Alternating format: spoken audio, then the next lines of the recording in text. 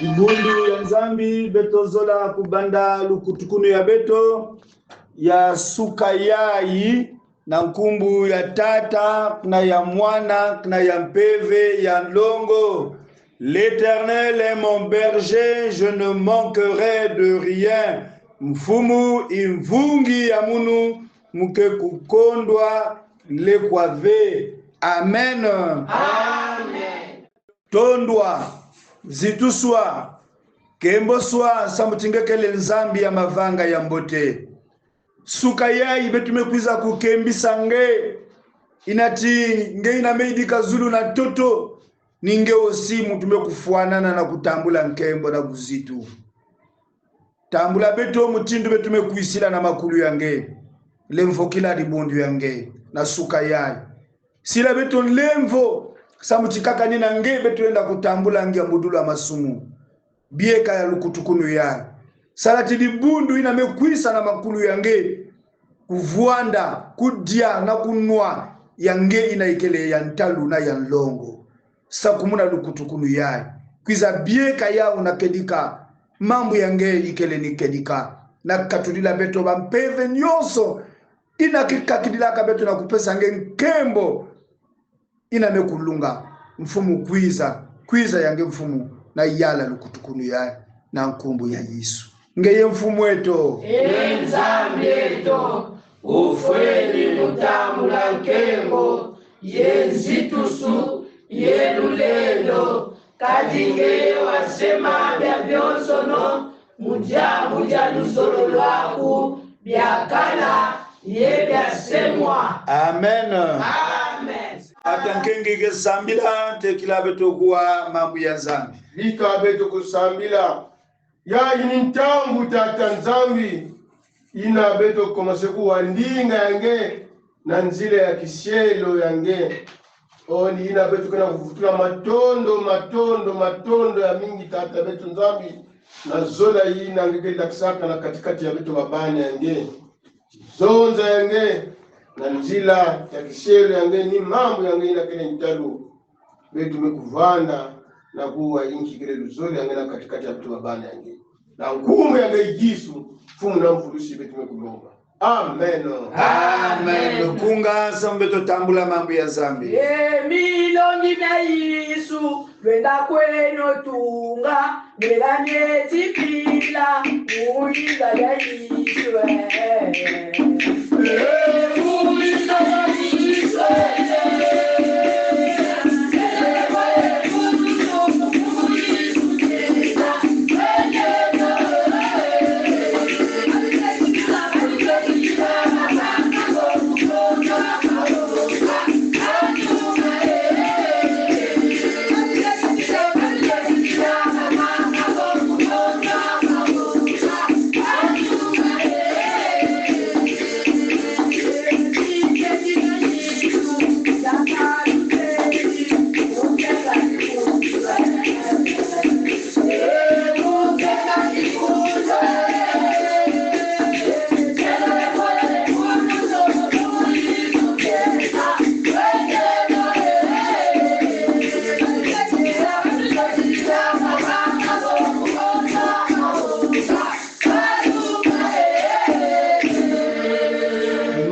nzambi ya kilumbu ya bubu ya inasuka yai ya kele na mukanda ya Esaïe au chapitre 50 betketanga les 3 versets.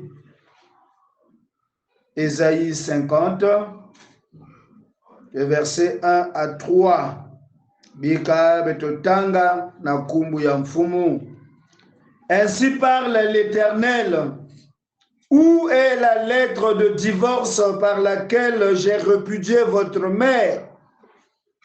Ou bien auquel de mes créanciers vous ai-je vendu? Voici, c'est à cause de vos iniquités que vous avez été vendus.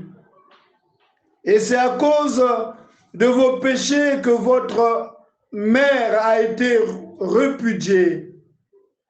Je suis venu. Pourquoi n'y avait-il personne? J'ai appelé, pourquoi personne n'a-t-il répondu? Ma main est-elle trop courte pour racheter? N'ai-je pas assez de force pour délivrer?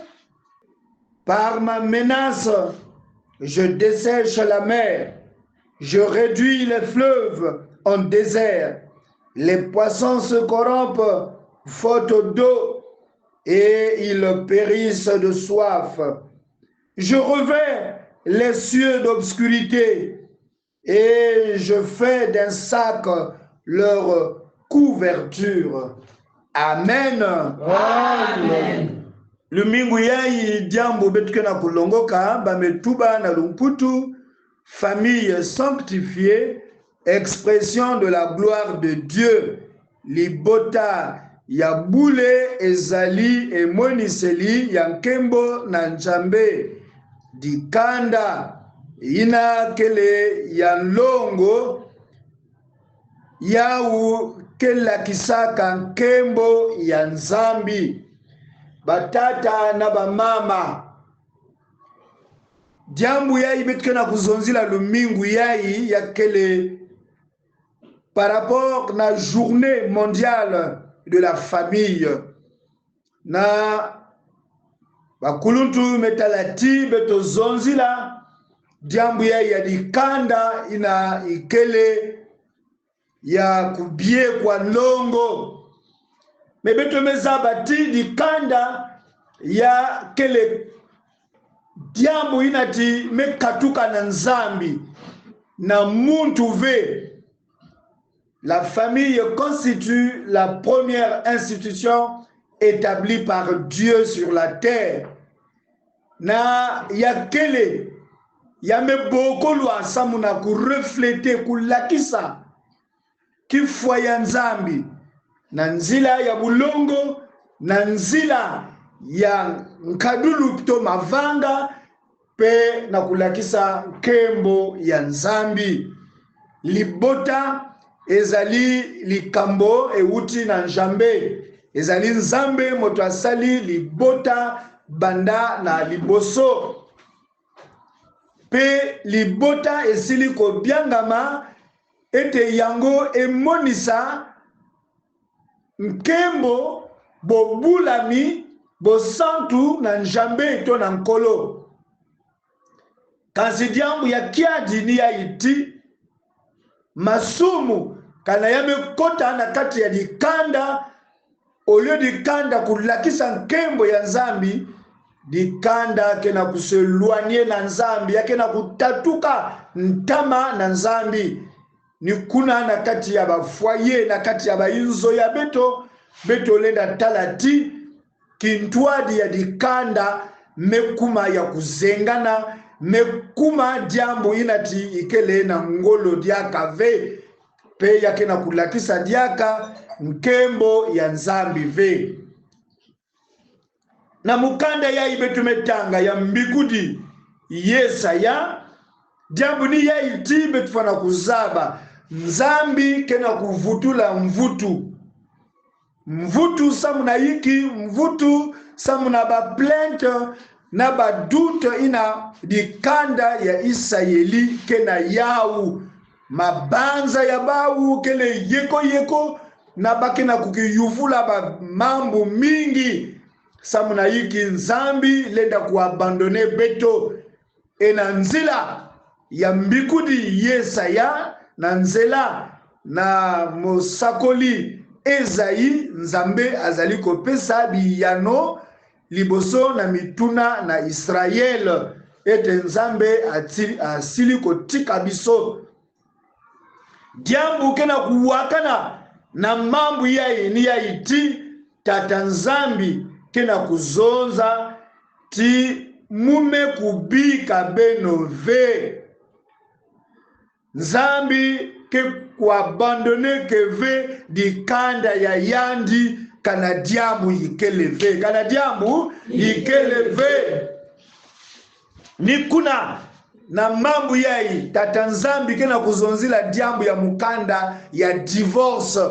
Yandi ti, où est la lettre de divorce si Israël kena kuzonza chi nzambi meku abandonner yandi nzambi meku bika yandi. Alors tata nzambi zola kuta la preuve que Israël réagisse en montrant la preuve que Dieu les a abandonnés. Et ici, Dieu demande nzambi kena kulomba mukanda ina chimakwela mekufwe. Betu mezaba ya uti Israël mesala luwawanu na tata nzambi basalaka luwawanu. Awa tata nzambi chi, où est la lettre de divorce? Dès le premier verset. Nzambi kena ku réfuter, kena ku manga l'idée d'un rejet définitif. Tinzambi me ku bika bawo, tinzambi asili ko bwaka bango, nzambe aboyi, nzambe aboyi ezali likambo na yete. Mais diango bafana ku bakula ni ya iti, le péché crée une rupture dans la communion avec Dieu. Masumu que salaka ki baka ki kaku entre nzambi na mutu. Et les conséquences spirituelles de l'infidélité du peuple ndandu inati ya kukondwa kukui kama ya bau na tata nzambi. Na tata nzambi kena kuzonza ti Dieu demeure juste même dans son jugement. Nzambi ke ya kulunga même na ntango ile ti yani kena kufundisa batata na bamama mambo ya nzambi mingi lenda kusadisa beto na kubakula diambu yai. Même na Esaïe 59 les deux premiers versets, na Jérémie 2 le verset 13, na Romains chapitre 6 le verset 23, inalenda kusadisa beto pena kubakula mambo ya itata nzambi kena kuzonza na inwa ya kisielo ya yandi Esaïe. Batata na bamama kana na kati ya makanda ya beto kena kuzonza tidikanda yai nzambi mekubika yao dikanda yai nzambi meku abandonner na mambo ya suka yai tata nzambi ti beno kukitala beno mosi. Où est la lettre de divorce?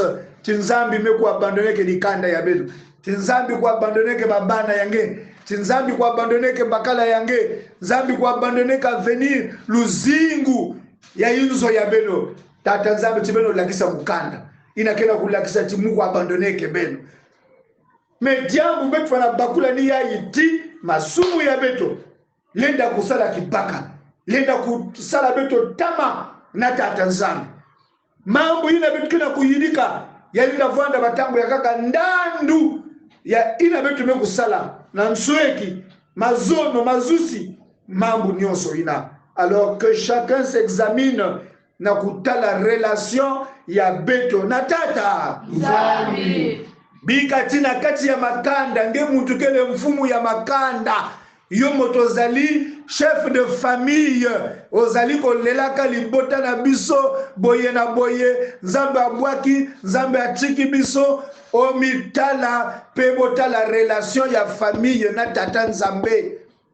Kana ngeni mfumu ya dikanda wapi mutindu kintwadi ya dikanda ikele na tata nzambie na nzila ina mbangeke kuzwa mvutu samuti tata nzambe ti mukanda ikeleve beno lakisa munu yao ti beto mesala divorce ti mume ku repudier beno mume manga beno mume ku rejeter beno ya keleve diambu ya nzole tata nzambi kena kuzonza na mambo yayi. Dieu appelle son peuple à revenir à lui.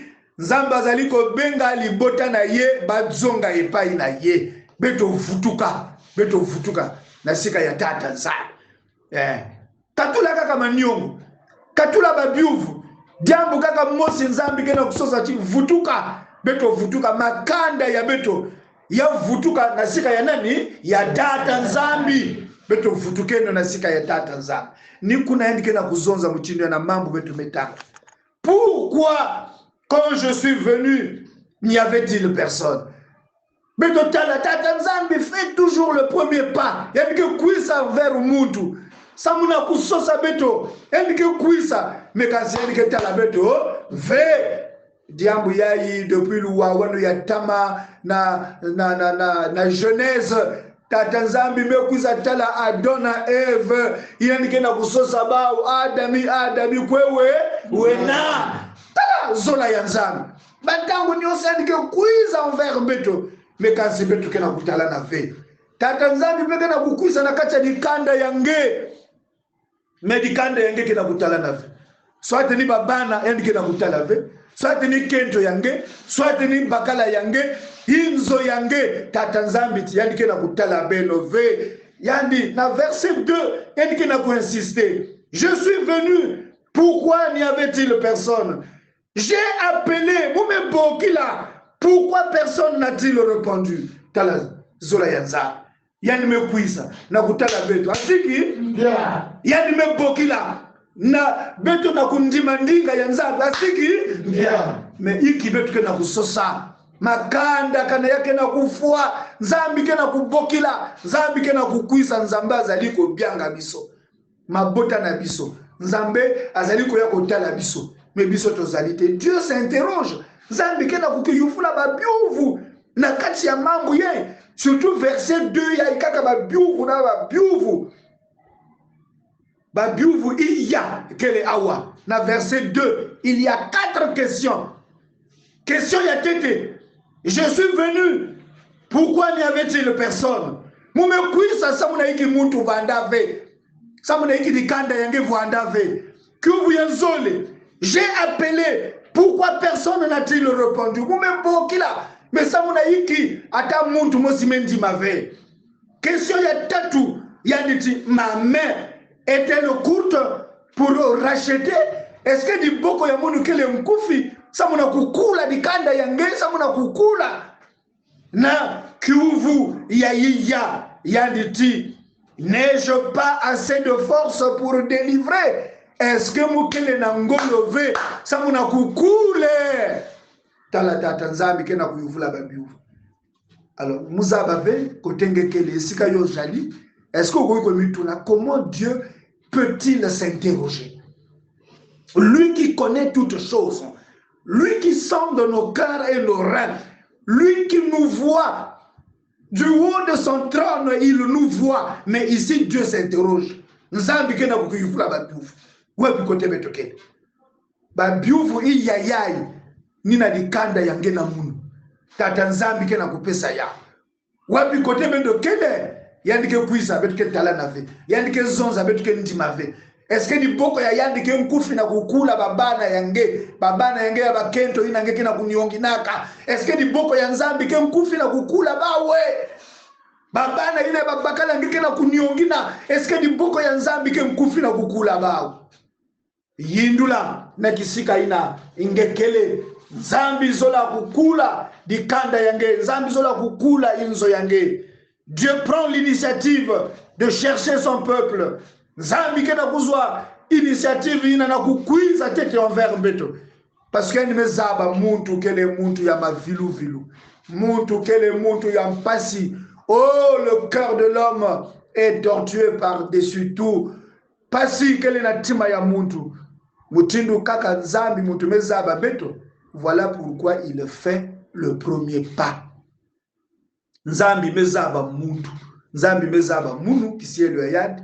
Nzambi mezaba dikanda ya beto. Nzambi mezaba makanda ya beto. Samuna zola ya yad. Voilà pourquoi il prend l'initiative. Yandike bandaka.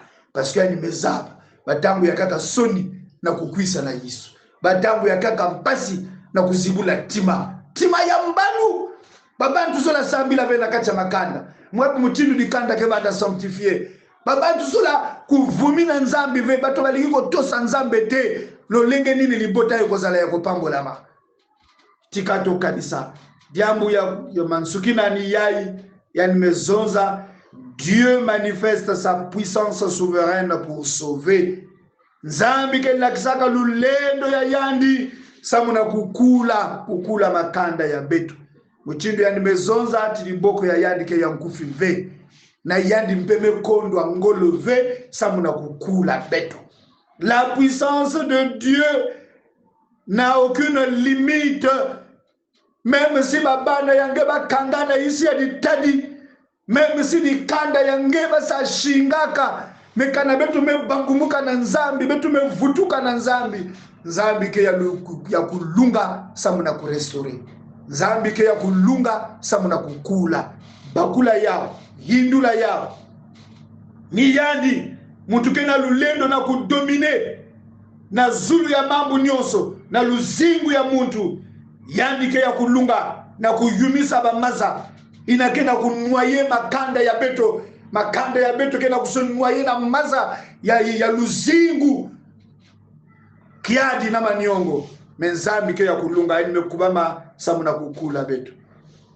Ni kustuba na beto ti, beto sala confiance na tata nzambi.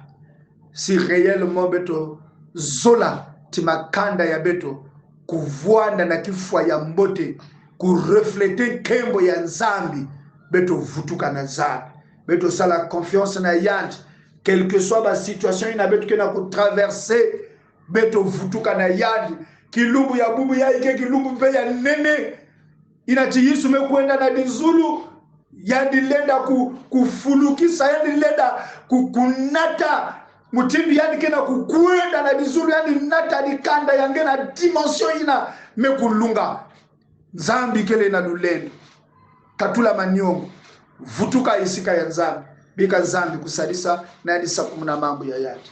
Amen. Amen. Utusi si konfumu ya gebami Tata Mungu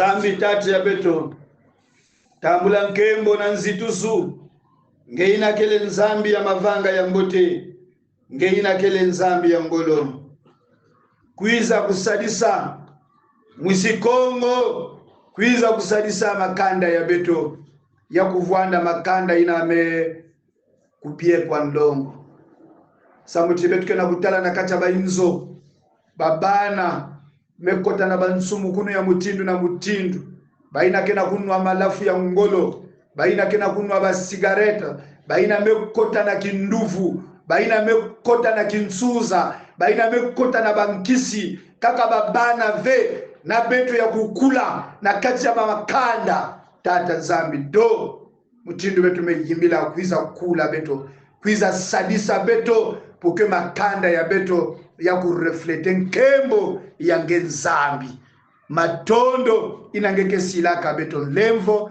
matondo inangeke waka tusambulu ya beto wila beto na nkumbu ya Yesu. Amen. Amen. Dibundu ya nzambi tekila ya beto manisa lukutukunu ya beto beto zola kubambula moyo na dibundu nyonso tikilumbu yayi yakele kilumbu ya nene samu na kiminu ya beto yakele kilumbu ya nene samu na kinzambi ya beto Yesu inakufuaka kufulukaka kilumbu ya bubu yake kilumbu ya ascension inaandike na kutomboka kukwenda na dizulu ni kutuba na beto ti beto fana kuselebre yao beto fana kukembila yao mpena kati ya makanda ya beto bika ti beto yimbila nkunga samuna kukembela kilumbu ya bubu inake kilumbu ya nene kilumbu ina Yesu mekwenda na dizulu Fumu Yesu wakamba kwa milongo ki.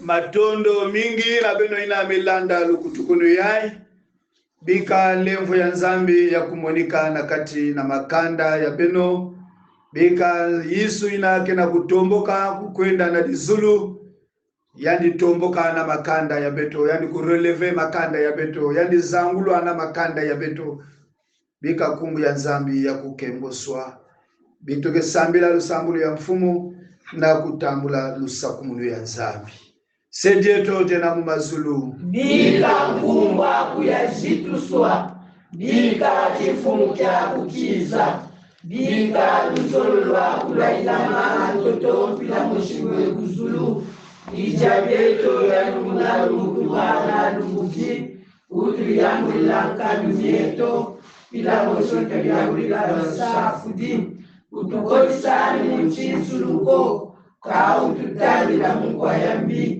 ya chitifumuni chaku na lulendo na nkembo mumvu ya mvu. Amen. Amen. Ngolu na kolo Yesu Masia bolingo na njambe tata na biso pelisanga na molimo mosanto tika eumela kati na bino nyonso na kombo na Kristo. Amen. Amen.